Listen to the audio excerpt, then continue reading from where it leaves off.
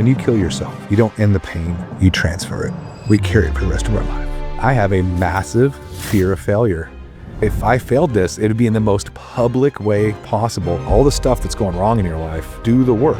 Take ownership. Taking ownership needed confidence. They're just consuming themselves to make something happen. And business is a rubber ball, right? That'll always bounce back. Marriage, relationships are a glass ball. You neglect that thing too long and drop it, that thing will shatter and be permanently damaged. Even when you feel depressed, and even when you feel just that like desire to give up, you've seen what it does. You have to go perform in business than to go deal with the challenge. Yeah, to go home and do with the hard stuff. And staying busy is a drug. It's a good way to run from anxiety and stress. It's like, if I'm always busy, I always say if I stay busy, then I can't think about stuff. But then you find out that it's never enough. Yeah. Right? You just gotta stay busier, busier. And as the stuff gets worse at home because you're staying busy, well, then you're gonna treat that by staying away even more.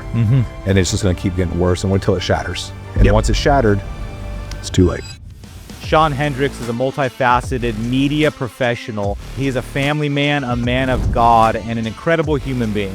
In this episode, we talk about how he rose to fame, winning one of MrBeast's large competitions, and then eventually came to support MrBeast on growing his empire. We talk about the challenges that the Christian man has, what it looks like for a man to heal, and he gets very real about how his past has transformed him into the man he is today. Shawn, welcome to the show. Thank you. Thanks for having me down. Yeah. So, man, there's so many topics I want to dive into. Talk about fatherhood, just being a husband, homesteading. And let's start off with homesteading. So you're pretty passionate about homesteading. What is a homestead? Boy, what is a homestead? A homestead is any piece of land that's providing for you. Yeah. Right. I don't think there's a size or a shape or anything. It's that you're producing something on your land that sustains you. And it's hard to provide everything off a piece of land. We just don't have the skills for it anymore. But even if it's just, if you have chickens or rabbits, something small, you're homesteading, you're doing something to learn those skills. So I think that's fundamentally just, you're providing for yourself off the land that you own. Yeah, it's good. I was just sharing, we just got 3 cows and it's a pretty cool deal. So our goal is to eat one of the cows each year. Yep. And slaughter one, get it each year, and just keep that moving. We got it originally for the ag exemption, and now they're pretty cool. Funny story though. I thought cows were more chill. So when we got them delivered, or the guy kind of rushed. He's like, "Hey, I can bring them over right now." The gate surrounding. We just bought 24 acres next to our 16-acre property, so we have 40 acres now. And as I was. So I'm like, yeah, dude, go drop him off. So anyway, he drives over, but I didn't verify all of the area was fully fenced. And so I just thought they'd kind of stay in this area. But as soon as the gate dropped, I guess, man, they bolted. Yeah, the first thing they do is run the perimeter. Yeah. They go like, where are we at? What's the new game here? Yeah. They're going to test your fence immediately. Yep, they did. So yeah, they did. And we couldn't, they took off. So we couldn't find them for the entire day. And then the next day rolls around, can't find them. And so I'm like, dude, I literally just lost like a lot of money. Yeah. And so I was pissed. And so I end up getting a call. I get a call the next day. It was like, I don't know, probably 2 or 3 in the afternoon. And this lady's like, hey, I think I have your cows. And I'm like, well, where are you at? They were about a couple miles away. They had wandered into some neighborhood, and they were in a residential tract neighborhood, and so somebody had roped them off in this yard area, and the whole neighborhood was out. There was about 50 people. Oh my God. Out like just having a blast with the cows. The fact that cows are a spectacle in Texas now shows how far Texas has become urbanized, Very much so, especially out here. Yeah. So it was kind of a fun experience. So I got him, we threw him in our goat little fenced area. Well, the whole goats or the whole cows. Yeah. So we got that, and we're finishing the fence for the cows. But yeah, so we're building that out. So you're in North Carolina, and so you're building out, like, what's your vision? So we have a lot of guys listening to this that have are either living on a decent amount of property, they're living off their property, or they have a vision someday of having some property. So what is it? What's your plans? I'm curious what your plan is for your homestead out in North Carolina. So regenerative farming is the fundamental of it. And I'm not an expert at this. I'm learning, right?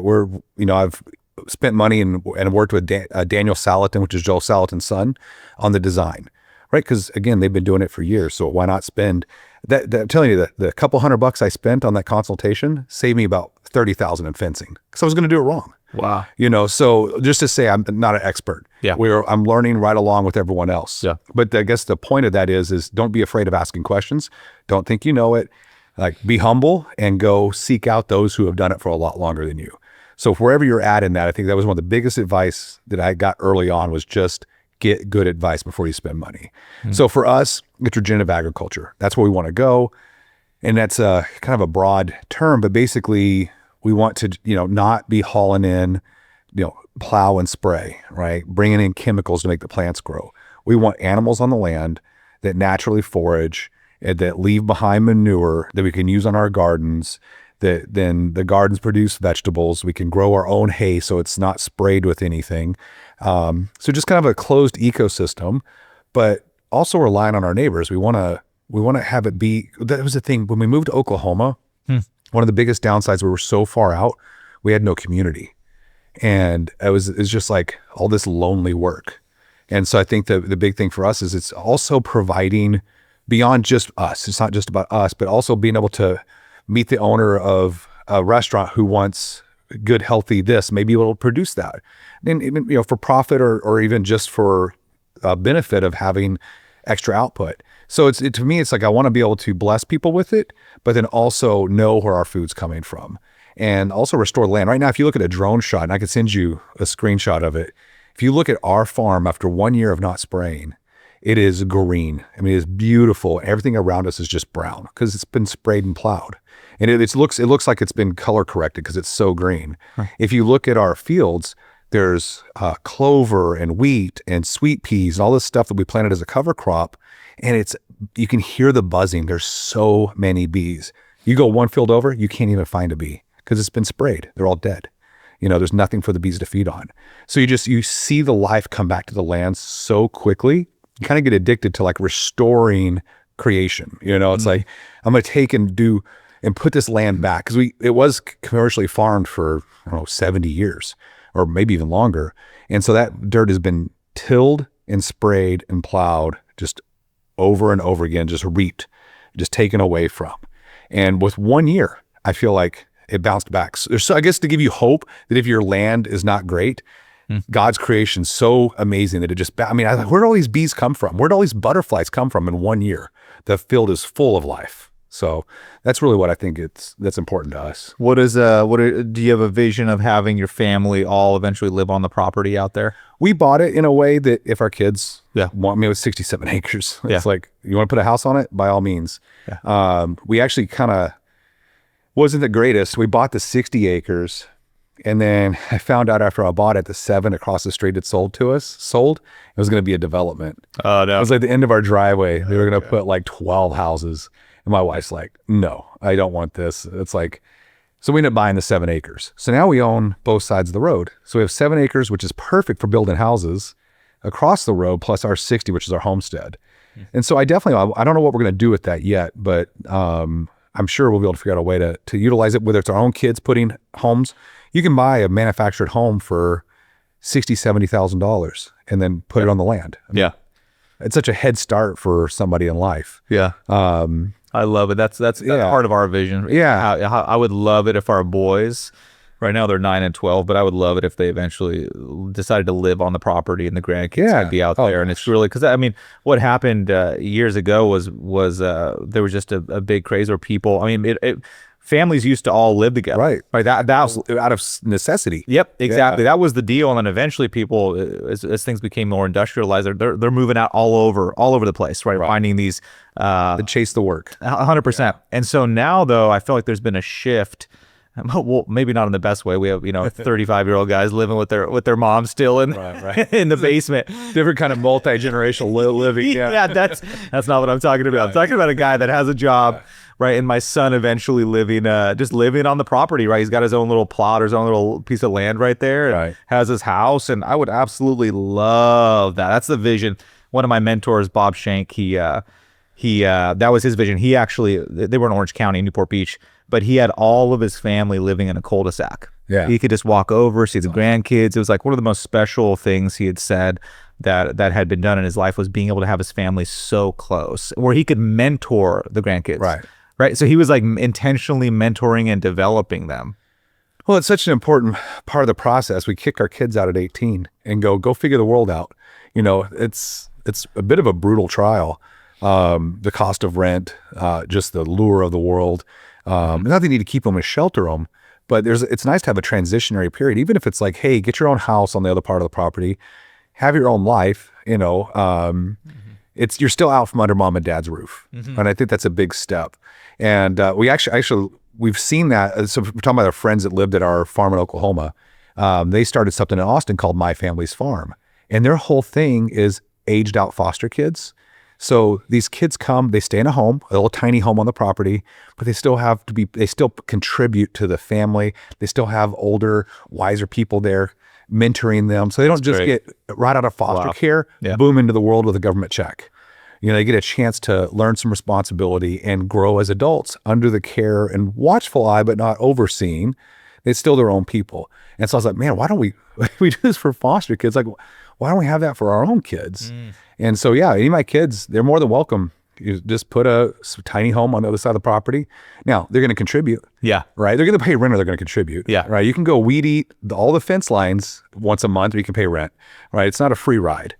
But yeah, that would be, maybe it's not even our own kids. Maybe it's somebody else. It would be a young family who wants to learn homesteading. Yeah. And to come in for a year and learn some of the skills with us and then go out and start their own. We're not sure what we're doing it with yet, but I love that idea. How is man, it was cool. Speaking of kids, your son was able to come to the event. Yeah, he is. He's talked nonstop about it. He's like, I was skeptical going in. You know, he's like, Dad, I thought it was going to be like this big finance thing. You know, they're going to sell me on some MLM thing, you know, or he didn't know. He's just like, I was naturally skeptical. He goes, but man, they're like, it's faith, family, fitness, finance, you know, and he's already had it down. He's talking about all the analogies and all the stuff you put him through. And he's like, I was worried it's going to be this, that, or another. He goes, they're just solid believers, Dad. You know, they're just there pushing us towards God and being better men. I'm like, yeah, that's what they do. But, and he got baptized, which is cool. We don't baptize our kids as babies. We don't baptize them as children. It's when you are ready to make a proclamation. Yeah. And he's been wanting to for a while, but it was just cool that he came here and had this experience and then walked away with it, wanting to give his life to the Lord. So that's, I mean, thank you, first of all, for hosting that and inviting me down to this. But man, every time you see somebody tells the whole story, I saw the black vans. I'm like, the infamous black vans, you know. But he's like, Dad, I only give 40% in my life. I'm like, yeah, that's right. That's the 40% rule. He's like, I just realized I was just kind of coasting. And he goes, I didn't realize how much stronger I was than what I am. And so even just that confidence of like, you can do a lot more than you think you can. I mean, that's an amazing gift for an 18-year-old to get that so early in life. I think I got that lesson at like 42. Yeah. You know, it's like I read David Goggins' book, Can't Hurt Me, and realized that the reason I'm fat and out of shape is all my fault. It kind of doesn't feel great, but it's the truth, you know? So getting that kind of personal accountability and that you are much stronger than you think you are. Lesson at 18 is invaluable. So man, so cool. Yeah, he shared with me that he was baptized. Yeah, I had a giant smile on my face. Yeah, it's just because he grew up in a great Christian family, but he just wanted to take. I think he just wants to take his own steps, right? Or, he's 18. Yeah, he wants to take his own steps. Yeah, 100%. Yeah, no, and that's good. I think that's a great thing. Yeah, you know, my wife's like, oh, I wish I could have been there. I'm like, yeah, but this is a man becoming a man. Yeah. You're not gonna be able to be in all the right. Once you're 18, man, they're on their own journey. So that was beautiful. But it was good. It's awesome. And you know, and for us, it's just want it to be authentic. And I think in this type of environment, like you're proclaiming it to a group of guys that you're spending time with. And it was just a really cool moment. So I really do appreciate that you guys did for him. So yeah, it was so neat. What, let's talk about, I'm just curious what your thoughts are on Trump in his first 100 days. Boy, Trump in his first 100 days. It was a hard shift, I know. But yeah, I was like, woof. Yeah. A lot of excitement. Yeah. I've been very on board with the kind of the extreme anchor strategy of his foreign diplomacy. Yeah. You know, I've read Never Split the Difference. And so I get negotiation. And it's like, hey, how about 135% tariffs? People, oh, what an idiot, blah, blah, blah. And they're like, and there's some battling back and forth, but you actually start getting to a point where you can actually get to a deal. Yeah. Right. And so just watching him execute on that and it work, which is it's wild. It's just it's a different. It's nice to see somebody with some real life skill managing the country. Now I wish we would have seen more convictions behind the fraud, waste, and abuse. Like you tell me we're wasting all this money, but no one's being held accountable. But I also get that it takes a long time to necessarily put cases together, and sometimes they were legally squandering the money. I mean, we wrote rules to where it's like it's not a crime. They were just accountability. They were just doing their job, you know. So, but all in all, I give it a pretty solid A rating for the first 100 days. I mean, gas is $2.50 a gallon. Like prices are coming down. There's been some great deals on the stock market. I mean, you know, no complaints on mine. Looks bright, man. Yeah, it's a lot of. I'm real curious what 2026 is going to look like. So if this progress continues, the amount of stuff that is getting done and potentially some good tax reform, would be incredible. It's just it looks very promising. Not without its chaos, right? When you come in that hot, there's going to be a lot of chaos. Well, if you're going to make change, it's going to be messy. Yeah, and there's going to be mistakes. That's the thing. He's not going to do it perfectly. I promise you. He's going to make mistakes, but we also have to give a chance. And that's the thing I have to remind myself of when I'm frustrated. I'm like, this isn't happening fast enough. But it's only been 112 days. Yeah. Like, do I give him the same grace I give myself? You know what I mean? Like, but it's what I voted for. Yeah. You know, it's literally what I voted for. Yeah. Likewise. Yeah, it's neat to see your involvement politically. I watch a lot of your posts on X. Yeah, it's fun, man. It's fun watching you, and then also your involvement in the nonprofit side, tied into everything. I know a lot of people talk about change. Yeah, and it's been neat seeing some of the work that you were able to go do. Well, it was not intentional. I was taking a break. I'd basically just come off of like 4 survival videos in a row at my old job at MrBeast, and so I did mostly survival content. And so they're tough. I mean, they're real videos. We're really in a cave for 7 days. We're really on an island for 7 days. And then the travel in between and all the work that goes into it, it's pretty exhausting. I mean, it's just an all in type of deal. And so when they switched over to Beast Games, I was just going to take some time off. I needed time off. And the hurricane hit. And so I was like, well, the Ryan Hall from the Ryan Hall Y'all, the weather guy on YouTube, had called and said, I've got Starlinks. I know you're in the area. Could you help us get them out? And I'm like, well, I'm like 5 hours away. I'm a volunteer firefighter in Winterville. So I said, let me just find out. Let me see if we can get them up to the fire station up there. Well, nobody can get hold of anybody up there. And so I called and said, hey, can I go up there? Like, yeah, you're a volunteer. I mean, you're more welcome to go up on your own accord. And so I just told Ryan, I said, I'll meet you guys up there. So we drove up to Asheville. I took 1 day of clothes with me, told my wife I'll be back. You know, I still prepped. I still took everything I needed to survive. So going into disaster zone, get up there. I'm 2 hours out, and I'm like, this is biblical. This is like a bomb went off, and I'm not even there yet. I get an hour out, hit Swannanoa Black Mountain, and I'm like, oh Lord, like help these people. I mean, in my mind, there's thousands dead. I mean, if you just can't explain it. Matter of fact, a senator I talked to after the storm said he was day 1 Fukushima. And he said the first time he's ever seen anything come close to that was Hurricane Helene damage. Wow. And so I get to the airport and get the Starlinks, get to the first fire station and realized everyone's overwhelmed. Me dropping off a new piece of technology and say, hey, figure it out, isn't going to work.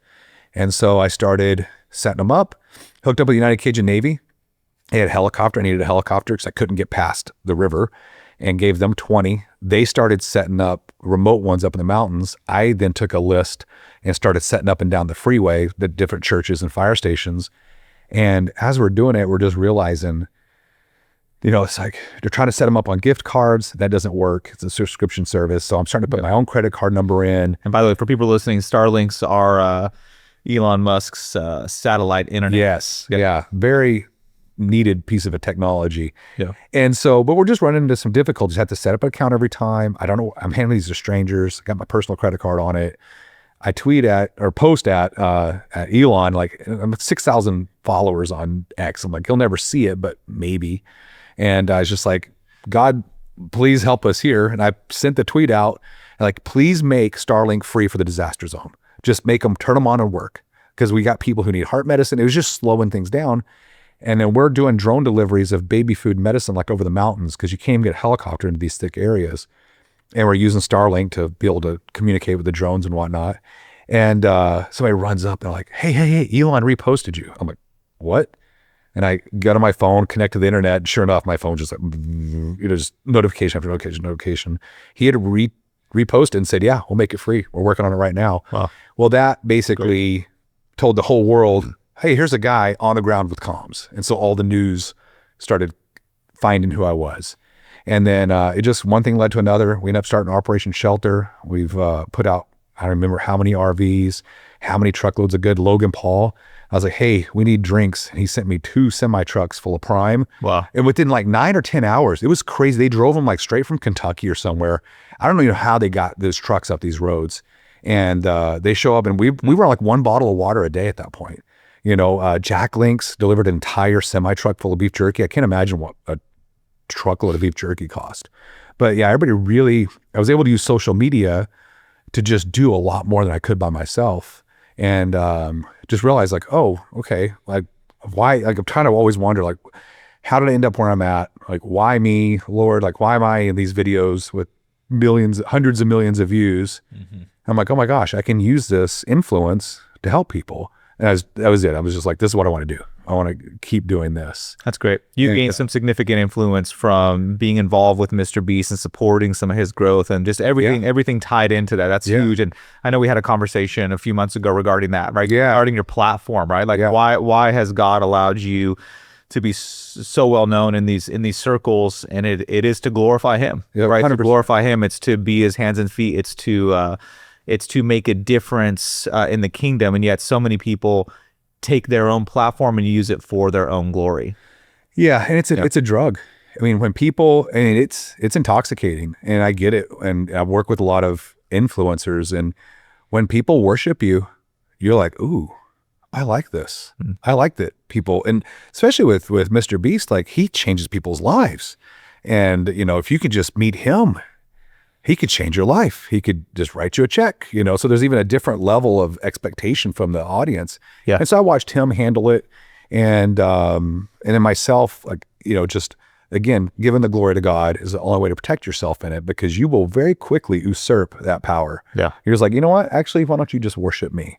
And so it is a dangerous place to be, but having a wife that keeps you grounded, critical. Oh my God. Oh yeah. My wife knows where to, oh yeah, exactly where to hit. She even told me, like, when you're on the podcast, she keep me in your mind. If I would say your name loud, it's Shawn. She like, don't say it, Yeah. And so, but just having like that's awesome. Solid Bible believing Christian wife to keep me grounded. Also too, it's help me to steer back away from being drawn into that as just working all the time. And I definitely failed my family for years by being too involved in what was going on. And so that was a big part of like realizing I could use that, still be home, and still use that influence to help build the kingdom. Was like, okay, I need to figure this out. Plus I need to be home for my kids. How long were you involved with MrBeast? About 3 years. So I did 100 days in a circle. Okay. Well, I want to ask that. So how did you get connected with them? Okay, so that was kind of a funny story. Talk about a random subscriber, right? It's like when they do videos, they're just looking for people that fit a mold, that know the channel, that are subscribers. They legitimately are looking for fans. And by the way, MrBeast, how big of a platform does he have? He's getting close to 400 million subscribers right now. So one of the most watched person in the world. Yeah. Wow. By hours. Yeah, it's like it's insane. But so a friend of mine went to work for him, and they said, hey, we're looking for this type of person. Looking for some projects they had to go on. And I get a call. I'm in Oklahoma, building my farm in Oklahoma, and he's like, hey, this is Jason. And I'm like, oh, hey, man, it's great to hear from you. He's like, I got a project. I need you to come help me. I'm like, I can't, man. I just had all this nightmare of this metal getting stolen from the building I'm building. I'm just too busy. I can't help you. He's like, oh, hang on. My boss wants to talk to you. And he's like, hey, it's MrBeast. I got a project I need your help on. And I'm like, great. I still don't care. I'm too busy. But hey, my kid, I got to put you on the phone with my kids. can I let you talk to my kids? He's like, yeah. Put me on the phone with your kids. So I walk in. First of all, my kids are like, is this a joke? I'm like, why has dad got Mr. Beast on his cell phone? And right out of his first things I was about, hey kids, I need you to bully your dad into coming and helping me. So of course my kids are like, you got to go help Mr. Beast, And I was like, wow, that was a good trick there. And so I come out, I'm not really sure what's going on, do some projects with them, kind of get to know them. They're always asking me questions about your survivalist, like, what would you consider, they're just, I'm like spending a lot of time with him. And to me, it doesn't make sense because I don't understand the end game. And so after some time together, they pull me in a room on a Monday. I walk in, Jason's like, did you say yes? I'm like, to what? He's like, oh, never mind. And so I walk in a room and sit down with the director, and they're like, hey, we want to put you in a circle for 100 days. We can't tell you anything else about it. You got to say yes or no. I'm like, no. What are you talking about? I can't be in a circle for 100 days. How big is the circle? Does it have air conditioning? Is there food? Like, where's it at? Can I see my kid? There's like so many questions. He's like, we can't tell you anything about it. And I was like, I really can't. I mean, why would I agree to that? And he's like, He's like, if you stay 100 days, you'll get $500,000. I'm like, you should probably lead with that. And it's a big piece of the equation. I'm like, I got to talk to my wife. I don't know. So I call her. She's like, yeah, do it. Which I was like, who is this? Are you sure? Like, am I talking to my wife? She does not like change. And so, but I signed up for it. And sure enough, they put me in a circle out in the field. And I lived there for 100 days. And it was... Where was the circle? North Carolina. North Carolina. Out behind the studio. Okay. And so I was like he'd be like, I got an old guy in a circle in the field. You want to go see him? It was just, I'd be out there and some guys would just walk into the circle. Like, I'd find out later that it was like some huge investor, some famous guy that I had no clue. I didn't never met him in person. And I'm just like walking around in my house existing. So yeah, that's kind of. So there was no, was there, so I haven't heard the full story on this thing. So you were in the circle. Was there a tent? What was the house? So you haven't seen the video. So it's a 60-foot circle in a field. Red circle, just painted red. If I touch the circle, I'm out. I lose the money. Doesn't matter if it's day 99 and a half. I walk into the circle. And I'm like, I can't survive here. There's nothing here. And he's like, nothing yet. And sure enough, they start a crane up. They pull a tarp away, and there's a tiny house on a crane. I know you can move tiny houses with cranes. I guess it makes sense. But I didn't know you could drive them across the field either. And so they drive this house across the field, drop it in the circle. And it's got basically the things I need to survive for 100 days. I just can't leave the circle. Pretty straightforward challenge. It's not Survivor Man or anything like that. Got to manage my calories, which was harder than I originally thought because there was a lot of calories, but it was a lot of junk, right? It's like, I can't eat a jar of jelly, right? And so, and not a lot to do. So it was just a lot of. So no technology? No. Yeah, no technology. It wasn't like I could watch TV. Yeah. And so I had a mic like this. I could hit a button and be like, hey, the forest is on fire, because that actually did happen. The 4th of July, the woods caught fire. And I was like telling the security guard, like, hey, let's not let that burn me alive in the circle. I can't leave this circle. Yeah. Do not let. Yeah. And so, but I had, if I got hurt, I was being watched 24/7, which was a whole nother, I tell you, the first 2 days were the most brutal. I got in there and then realized I have a massive fear of failure. And if I failed this, it would be in the most public way possible. So my quitting brain went to, if you quit right now, then nobody will know. Right. And I'm like, oh yeah, should just walk away. But I had to give myself a good reason. I'm like, there's too much salt in the food. They're going to play tricks on me. They're going to make me look like an idiot. So all this quitting mind stuff kicked in. And I was like, and luckily I'd read David Goggins' book and recognized the quitting mind and recognized for what it was and turned it off. And as soon as I walked in on like day 3, like, you'd have to drag me out of the circle. I was done. Once I committed, I did a go ruck years ago. And my buddy told me, he's like, this pain is temporary, but if you quit, you'll regret it forever. He's like, your kids are going to be there at the finish line. Either you're going to walk across and do what you said you're going to do, or you're going to have to go home a quitter. And I was like, oof. And so I was like, realized there's 2 sides of that fear for the circle. I was either going to be known as, oh, your dad's the one that lost the MrBeast video, or your dad's the one that won the MrBeast video. And I always tell my kids, like, we do what we say we're going to do. And so I told them I'd stay 100 days, and I stayed 100 days. But yeah, so the challenge really was just boredom. Yeah. And they did some stuff to me to make it harder along the way. But yeah, I lived a full 100. I never walked outside that red circle. Yeah. Interesting. Yeah. But it was wild. The video comes out and you don't realize that you're no longer a private person. I'm walking through the airport after the video came out, and not even 40, 50 feet into the airport, there's a guy pushing a stroller with 2 kids. Like, we just watched you in a video. I'm like, interesting. Okay, cool. Can we take a picture? I'm like, yeah, if you want, you don't feel like you should be taking pictures of people. You just don't realize, but everything changed. And I was like, oh, life's going to be different now. So, and it just would continue to be different. But that was the first video I did with him. And it was quite the learning, quite the on-the-job training. Yeah. So, yeah. And then you ended up taking a role with him. Yeah. So, went to work with him afterwards. Yeah.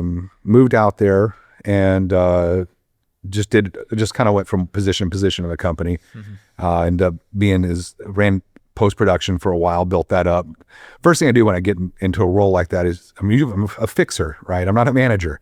And so I find somebody who's way better at it than I am, get them integrated into the culture, set the expectations, and then let them do way better than I ever could with that department. And so I did that with a few different things, and then ended up being his chief of staff, which basically just running his team and his life for the last part of my time there, plus appearing in a handful of videos along we went. It was an amazing experience, and it's a phenomenal company, and I learned a ton being there.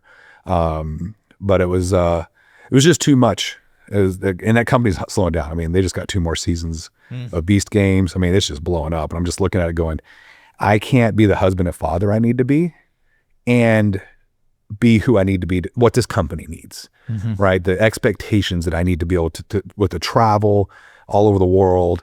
Like, I got to pick one or the other, So it was tough. And I just realized that any position there, I just needed time to come back and make up for the 2 years I was just, going full. And it was always felt like, oh, just 6 more months.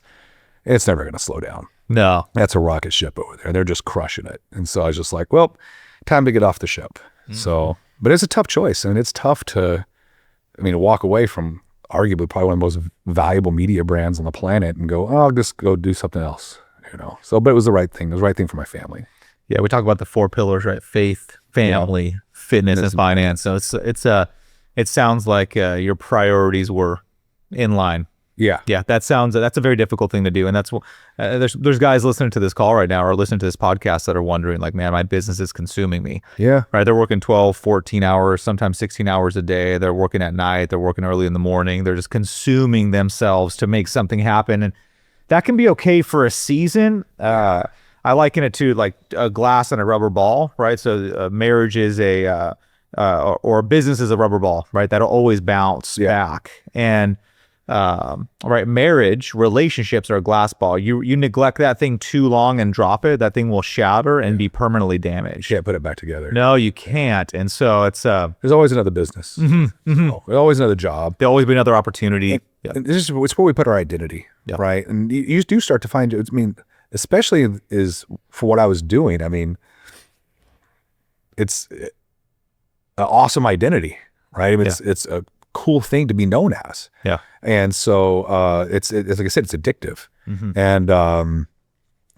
But you just have to recognize that your kids don't care at the end of the day or what you do for a living, right? They just want dad. They want you. Yeah. You got to provide. Like you said, there may be seasons of hard work and that's what dads do.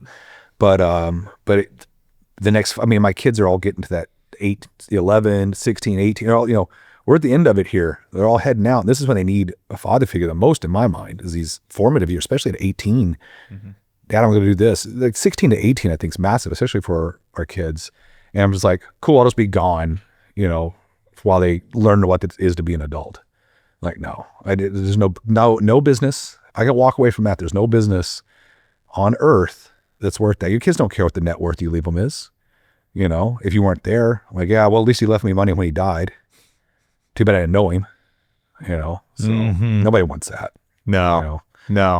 That's the challenging thing is balancing, right? Is balancing all of it. There's no such thing as perfect balance. However, that intentionality has been critical. It's something that I've been so focused on is how do I get it all in, right? How do I grow Ruck, right? The organization that's making a massive impact, but how do I not let my ministry and impact overtake my responsibilities as a father? Because it's very ezy for people involved in any type of nonprofit work or ministry work, especially when everybody outside appreciates you and loads on the adulations and, oh, you're so great. You come home, you have a real relationship with people that's tough and messy.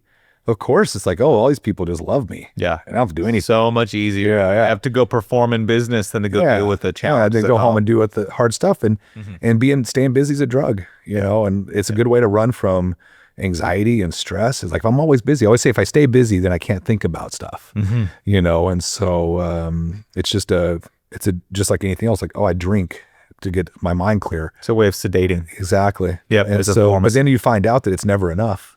Yeah. Right. You just got to stay busier, busier. And as the stuff gets worse at home because you're staying busy, well, then you're going to treat that by staying away even more. And it's just going to keep getting worse until it shatters. And once it's shattered, it's too late. Yep. So yeah, damage done.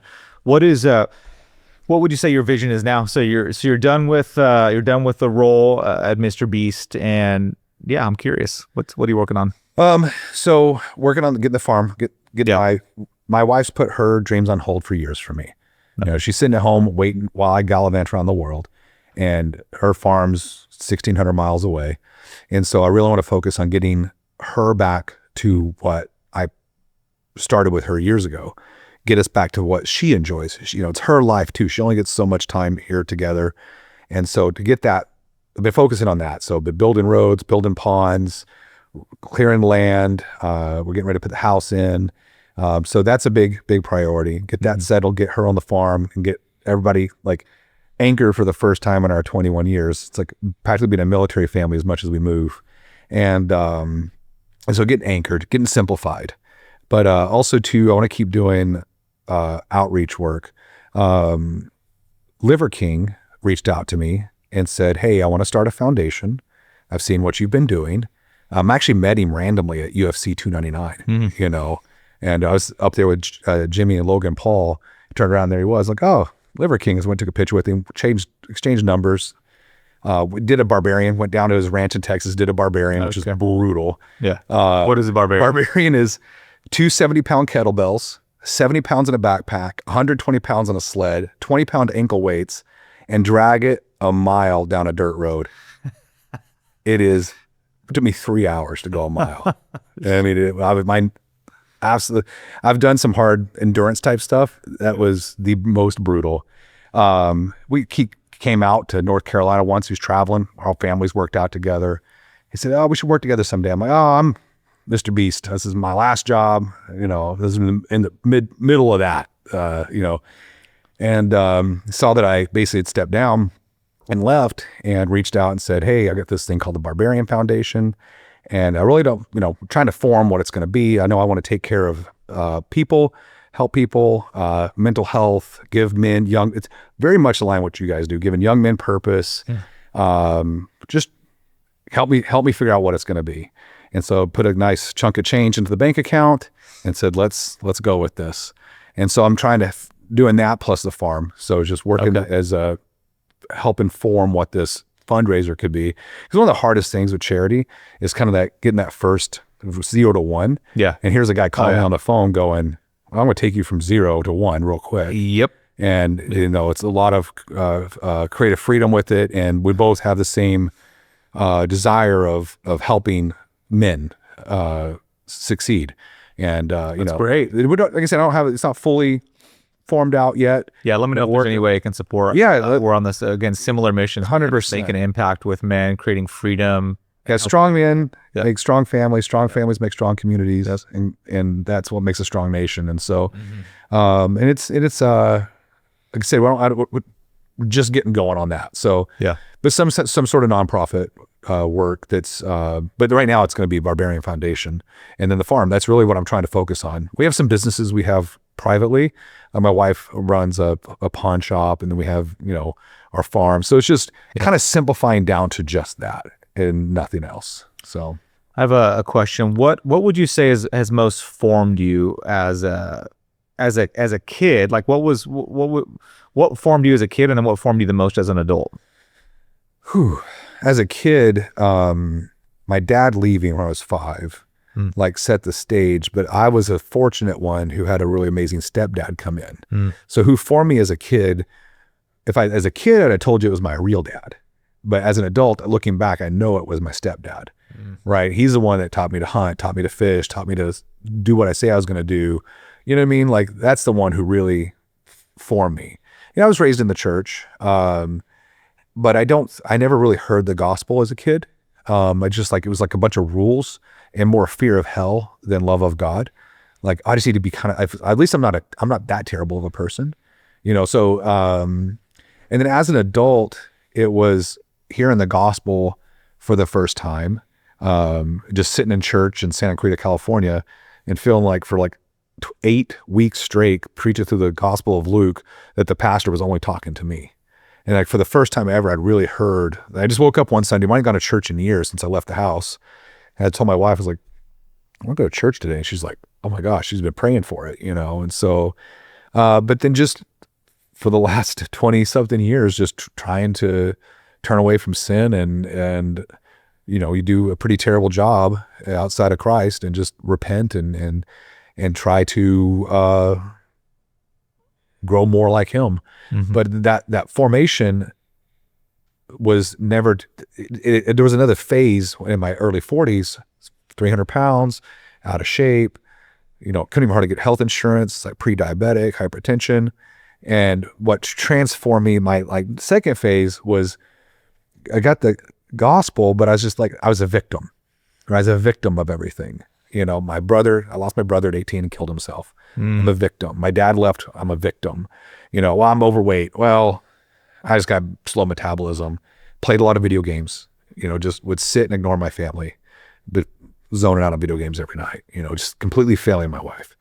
And then realizing that like in the book, there's a mirror of accountability, and it's like all the stuff that's going wrong in your life, that's that Can't Hurt Me book. Yeah. He's like, write it on the mirror and hold yourself accountable. You are fat because the fork you put in your own mouth. Your marriage is not good because you're not putting the effort in, you know, like do the work, take ownership. I think taking ownership needed confidence. And a buddy of mine had invited me out to a Go Ruck, which is like a endurance hike. I was 286 pounds. I was trying to get in shape. I said, you think I could do this? He's like, yeah, 100%. Well, no shot. Should have been there. Yeah. And I did that, and I got through it. I mean, it broke me, but I got through it. You know, my hip flexors were shot for 3 weeks. I could barely go up and down the stairs, but I got through it. Even the cadre was like, I saw you. And I was like, there's no way this. After the initial PT session in the beginning of the event, he's like, you were on the hood of your truck. And he goes, you were just getting the strength to open the door and leave. But my buddy, again, iron sharpens iron. I didn't have anybody in my life, in my Christian life, who was holding me accountable. So I was just between me and the pastor on Sunday mornings. I didn't have other men around me until my 40s, and his name was Matt. He's a active duty Air Force, and he's like, yeah, come do this with me, you know. And we met through church, and all of a sudden I realized, like, guys, we have to be in community together. We have to hold each other accountable. You know, you're just doing this on your own, you're always going to slide back into it and make no progress. But he was when I was telling you, he's like, you know, you're going to quit and regret it forever. You're going to cross the finish line. And he's like, I will carry you if I have to. We're going to cross that finish line together. But that's the power of having men around us to hold us accountable.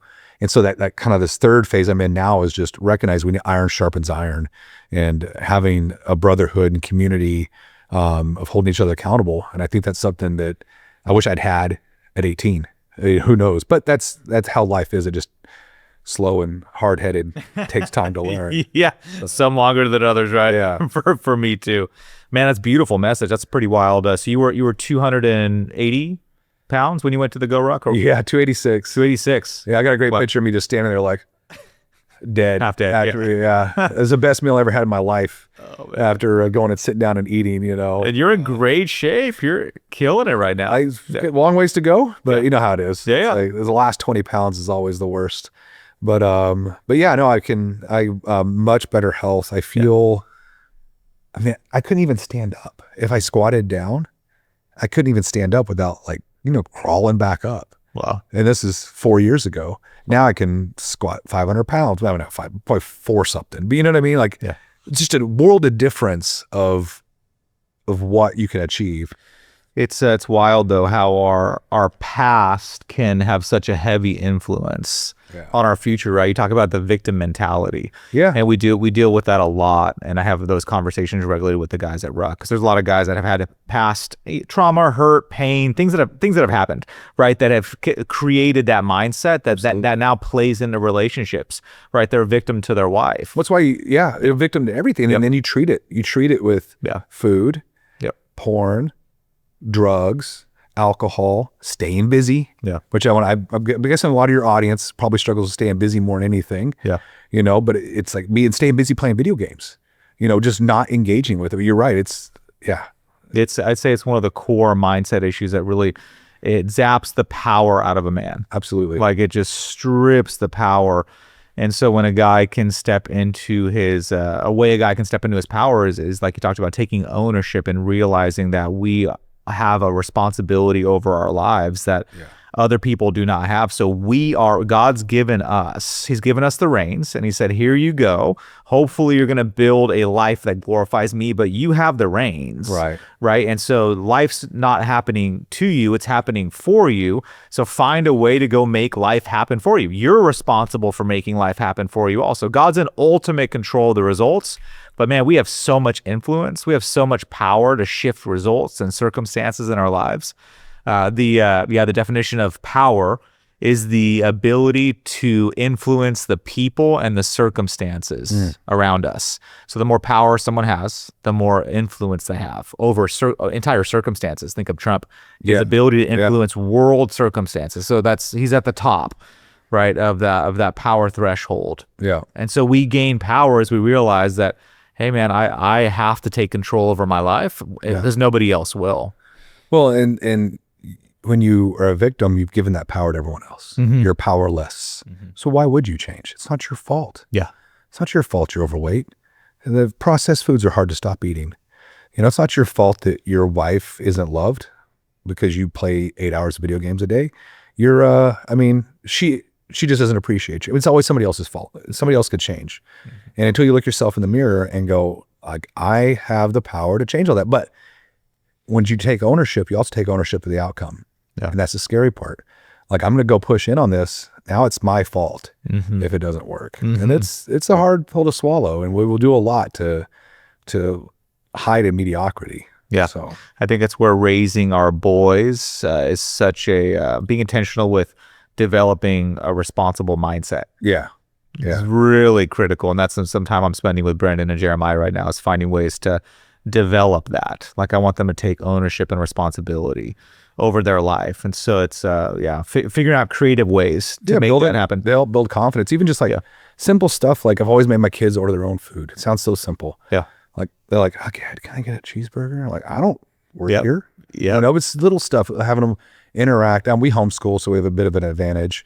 But like, I make our kids do something with business. My daughter has a freeze-dried candy business. And the first day, hey, we talked to buy some freeze-dried candy. No, I don't eat sugar. She's like, Next person said no. Third person said no. She's in tears. So, God, I don't want to do this. It's like, keep trying. Like, you're going to get a sale at some point. Just keep trying. Fifth person comes along, buys like 4 bags. She's just like instant shift. But she pushed through something. Now she goes and does the sales with us at the shows. She's just slinging them left and right. She's done it like 6 times, and now she's a pro. We're getting our kids to push through those no's, that fear of how people think of them, and the more we can get them into those situations, because if you wait till 18 and turn them loose so they'll figure out their own, the world's going to eat them alive. And so creating those, like you said, creating those opportunities while they're under our care to have success, get confidence, and understand they are powerful. They can do things. It takes a lot of intentionality and time, and I definitely could have done a lot better at it, but hey, I've done what I've done with the years I've had, and hopefully they turn out good. So. I met your son. He's a very intellectual guy. And he has some good questions.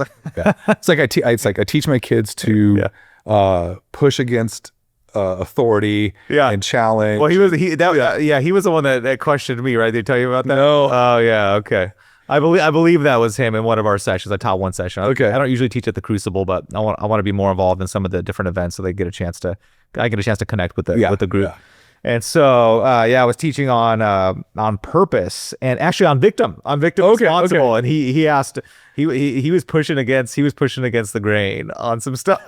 Nice. Not saying he was a victim, but he's like, well, how does this work then? If this was to happen, what about this? And so it's, what's interesting is that people's, the way they think and the way they process. So it's interesting that you're training them, that way. So people they either go with the flow or against the flow. Yeah. And that's the way people's mind works.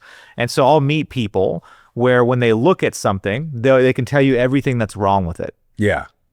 And then some other people will say, hey, this is everything that looks beautiful about it and is working with it. So it's real interesting. And so, you can train it, but a lot of times it's just it's how you're wired. Yeah. You're just used to seeing like what could be better. And some people say, hey, well, that's a great part of what it is. And so it's either against the grain or with the grain thinking. And neither one of them is right. We just have to be aware of what our style is and knowing that, crap, I'm the guy that might critique a lot of things. Like we shot a proposal off to, not a proposal, a program we were going to do with a guy, and we shot it over and he just ripped the thing apart.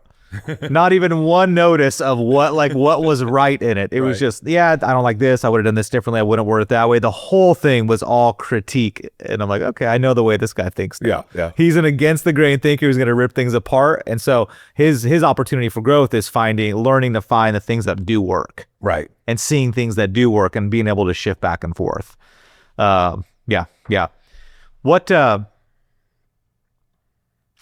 What are your thoughts on as we start to wrap up? And I appreciate you getting vulnerable with sharing the story with your dad. We run into, surprisingly, a lot of guys that have had challenges with their dad. Either the dad wasn't present, right, took off, or just was very disconnected. Was a very disconnected dad, and so which I'm sure also has it plays a role into who we are. And there's usually there's so much learning around that. And so that was what would you say is the most difficult thing that you've gone through? Oh, losing my brother, 100%. And I probably came in, it's been 20 plus years and it'll still be hard to talk about. But getting a phone call at work and saying your brother killed himself, that's earth shattering. And that's honestly probably what kicked me into stay busy mode. I don't say honestly, it was what. I've run from that for 20 plus years. I'm terrified of becoming that. My dad drank himself to death in a few years after that because of what it did to him. He left. He took big ownership. And this is your stepdad or my real dad? Yeah. My biological dad. Yeah. And so, you leave the kids, you run off to chase your dreams. He ran off to chase his dreams of being a rock star. And one of your kids kills himself, you take some ownership. And it sent him over the edge. And so we just had this fear that that could be me. Like what keeps me from, what's going to make me snap, so, but it's definitely been a big catalyst of what kept me busy, kept me always entertained. And my wife is going to be like, yeah, exactly. I'm glad you're saying it out loud. But it just forms who you are and how you deal with trauma.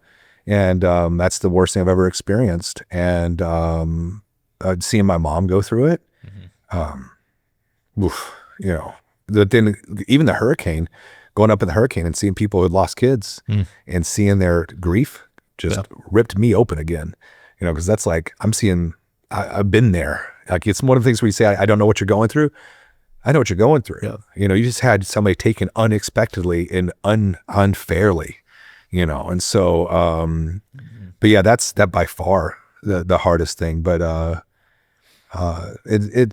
it's something I don't think there's ever I'm 80, I finally got over it. I just don't think it's just too much. It's too shocking to be something you ever get fully over. Yeah.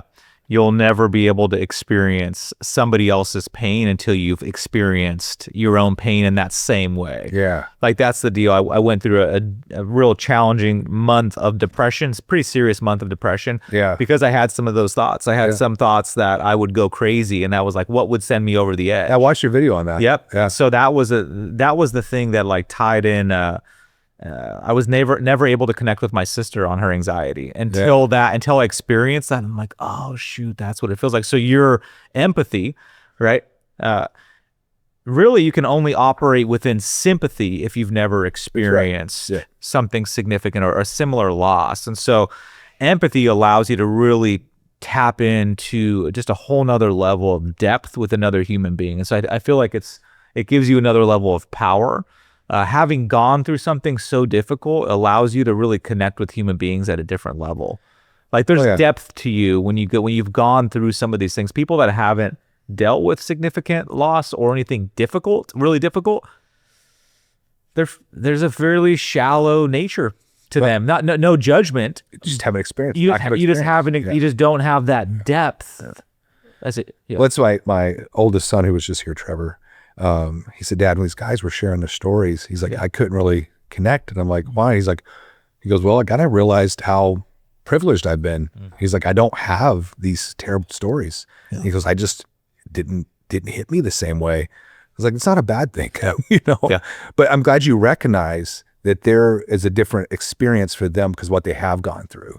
I don't want him to ever experience what I had to go through, and a lot of part of what just kept me keeping on was even when you feel depressed and even when you feel just that desire to give up, you've seen what it does. When you kill yourself, you don't end the pain, you transfer it. So anybody out there that's thinking that, just know that we carry it for the rest of our life. And so just knowing that, I hopefully can tell that to people who are in that position and recognize that whatever it is, it's worth fixing, because what you're going to put on your family is incurable. Like we will carry, I'm 25 years later, and look, I'm sitting here choking up over it. That's what it does. So, but yeah, that's by far the most impactful, obviously the most impactful thing that ever happened to me. But I've never wished on anybody. It is a terrible thing. What do you think has kept you pushing through that depression, the challenges, the pain, and what role has God played in all this? Well, for me, it's easy to put in a box and hide it away until I talk about it. And I'm like, oh my gosh, I can't even talk. And so mostly I just package it away and forget about it. Right. And don't pretend I don't have any issues. And that's real. Yeah. I appreciate that. And stay busy. Right. Like pack it away in a box, stay so busy, you forget the box is in the closet. And then every once in a while you go like, oh, what's in here? Wrecked, And so, but the scripture this is a dot. This existence is a dot in our timeline of eternity. Right. And we don't want to live for the dot, right? This little moment in time. We don't live for eternity. We have a perfect Father, a perfect King, eternal life with Him, restored to the new earth. Like knowing that, knowing His mercy is infinite. I don't know where my brother was when he died. You know what I mean? I'm not going to pretend I know where he is, but I also know that I don't know one way or the other, but, and then seeing the pain that it suffered through. The biggest mistake I think I've made in the last 20 years was just never dealing with it, right? Just keeping it packed away. And I think it's okay for it to hurt. It's normal. But my dad ran from it with alcohol, and that lasted about 4 years and he died. So like me, it's probably food and laziness of just like staying busy. It used to be laziness playing video games, staying busy. Then I switched that to like things that people appreciated. And I was like, oh, I'm not doing anything bad anymore. I'm just staying busy being productive versus being busy being non-productive, And so, but talking about it more, and I think this is why this opportunity with Barbarian Foundation was so appealing to me, because like, honestly, it's making me deal with it. Because I'm talking to people about stuff like this, and I can't be like, well, I don't got anything to talk about, So I'm constantly faced with it, and we're talking about these clinical programs we want to help people with PTSD and depression and giving people purpose and young men drive. And I'm thinking like, well, I probably should go through it myself, and I am, and so, but yeah, it's just I boxed it up, and that's a good self-defense mechanism. But it's a good protection. It protects you from the emotional pain. It's not an effective strategy. But what is the cost of boxing it up? Is it alcohol? Is it drugs? Is it busyness, is whatever, right? And it's not putting it at the foot of the cross, right? And surrendering it and saying like, God, I know this is in your perfect plan. That's hard to say. I did many years very angry with God after that. And it's the reason I stopped going to church. Like, done, just became an angry person. And so, but the gospel brought me back. So that's what it does. Yeah, man. Beautiful. Thanks for getting real on that. I'm sure that resonated and hit home. Yeah, with some people watching this and listening. Hopefully, yeah, never worth it. Yeah. All right, man. Well, if we were to close out with something, what would you say? What would you want to leave the listeners with as far as one life lesson that has been most impactful to you? So you've been around a lot of influencers. You've done a lot. You've had a great life experience. What's one life lesson that you're like, you know what, if this is something I could have done or would have done differently, or I'm focused on doing now, what would you want to leave them with? I think recognizing comparison is a thief of joy, right? Just competing with yourself. It doesn't matter what somebody else's homestead looks like. Doesn't matter what somebody else's business looks like. Understand what you're doing. Get 1% better. Compete with yourself and just get better against yourself over and over. And that's the bar. And no other bar matters. And again, if you don't know God, like dig into the scripture, because otherwise I always say everybody's got a God-shaped hole in their heart. And if you don't fill that with God, you're going to fill it with something, and it's usually not good. But compete with yourself and love Christ. How can people find out about you?